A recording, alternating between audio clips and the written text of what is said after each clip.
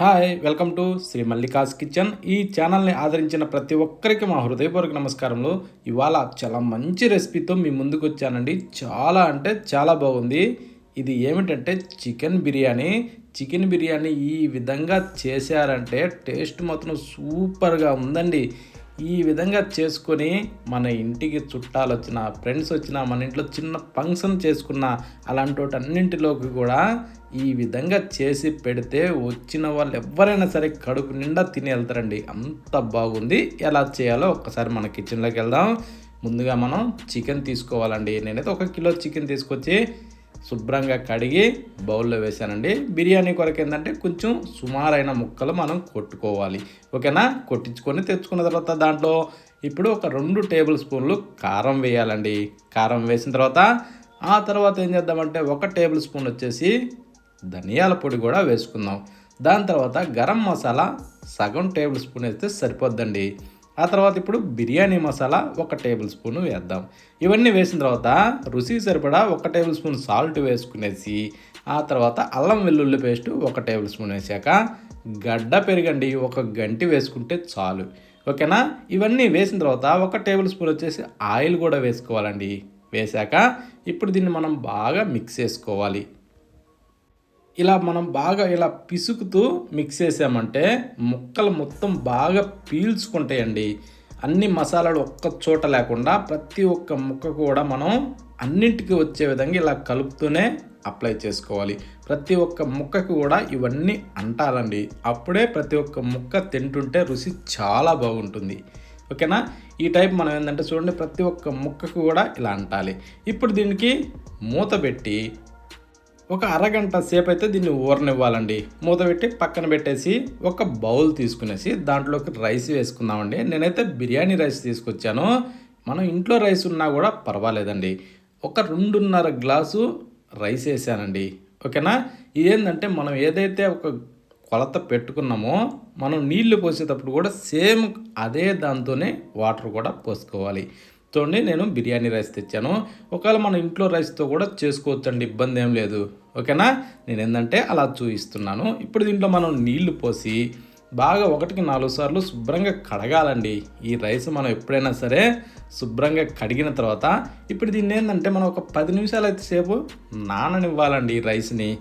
ఈ శుభ్రంగా కడిగిన తర్వాత అప్పుడు నానబెట్టుకోవాలి, ముందు కాదండోయ్. ఓకేనా?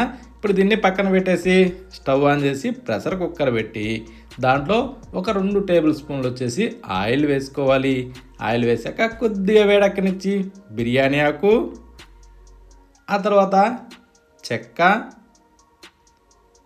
ఇప్పుడు లవంగాలు ఒక 5-6 వేసుకునేసి ఒక 4-5 యాలుకలు కూడా వేసుకుందాం. ఇవన్నీ వేసాక స్టార్ పువ్వు కూడా కొంచెం వేసుకునేసి ఆ తర్వాత జాపత్రి కూడా కొద్దిగా వేసుకోవాలండి. ఆ తర్వాత సాజీరా సగం టేబుల్ స్పూన్ సరిపోద్దండి. ఇవన్నీ వేసాక కొద్దిగా అలా వేగనివ్వాలి. ఇవన్నింటిని వేగిన దాంట్లో ఇప్పుడు పచ్చిమిరపకాయలని మధ్యలోకి చీరి దాంట్లో వేసుకుందామండి, ఒక 4-5. ఇవి వేసినాక ఉల్లిపాయలు కూడా 1 లేదా 2 కట్ చేసి దాంట్లో వేసుకునేసి పిడికెడు కొత్తిమీర, పిడికెడు పుదీనా కూడా వేసేసుకోవాలండి. ఇవన్నీ వేసిన తర్వాత ఇప్పుడు ఇలా కలుపుతూ వీటిని మంచి కలర్ రానివ్వాలండి. ఓకేనా? ఇప్పుడు ఇవి వేగేటప్పుడు మాత్రం కొంచెం మంట మీడియంలో ఉంచుకునేసి మంచి గోల్డెన్ బ్రౌన్ కలర్ రావాలండి. ఇలా కలర్ వచ్చిన దాంట్లో ఇప్పుడు ఇందాక ఊరబెట్టిన చికెన్ని దాంట్లో వేసేసుకోవాలి. ఓకేనా? చికెన్ మాత్రం కొంచెం అరగంట సేపు అయితే ఊరనివ్వండి, అప్పుడే భలే రుచి వస్తుందండి. ఓకేనా?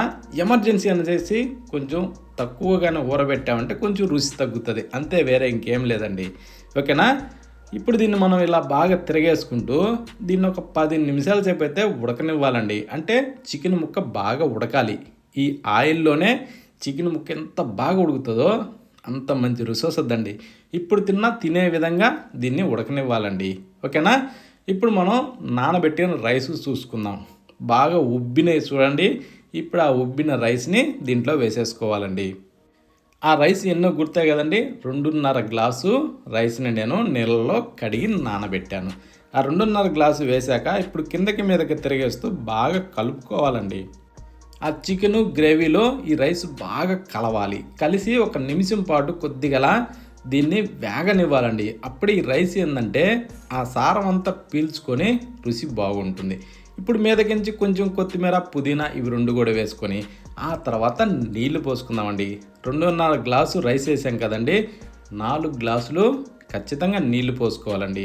ఓకేనా? మనం నానబెట్టిన రైస్ వేసేటప్పుడు అందులో నీళ్లు లేకుండా చూసుకోండి. అప్పుడే మనం వేసే కొలత సూపర్‌గా సెట్ అవుద్దండి. ఇప్పుడు దీంట్లో రుచికి సరిపడా సాల్ట్ వేసుకునేసి కాస్త కిందకి మీదకి తిరగేసుకోవాలి. లేదంటే అడుగునున్నది అడుగునే మాడిపోద్దండి. అందుకోసం అనేసి ఇలా తిరగేసుకోవాలా. తిరగేసిన తర్వాత మూత పెట్టి దీన్నైతే ఒక 2 విజిల్స్ ఖచ్చితం రానివ్వాలండి.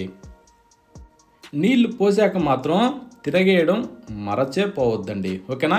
స్టవ్ ఆపిన తర్వాత కూడా దీన్ని కాసేపు అలా ఎయిర్ తీయకుండా ఎయిర్ దానంతట అదే వెళ్ళిపోయేదాకా దాన్ని కాసేపు అలా ఉంచాలండి.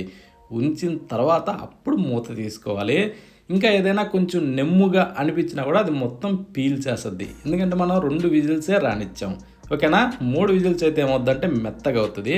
అందుకని 2 విజిల్సే రానిచ్చి స్టవ్ ఆపిన తర్వాత ఏదైతే దాంట్లో ఎయిర్ ఉంటుందో ఆ ఎయిర్ అలాగే వెళ్ళిపోయేదాకా మనం ఉంచి ఇలా తీసామంటే చూడండి పొల్లు పొల్లుగా ఎంత బాగా వస్తుందంటే అంత బాగా వస్తుందండి.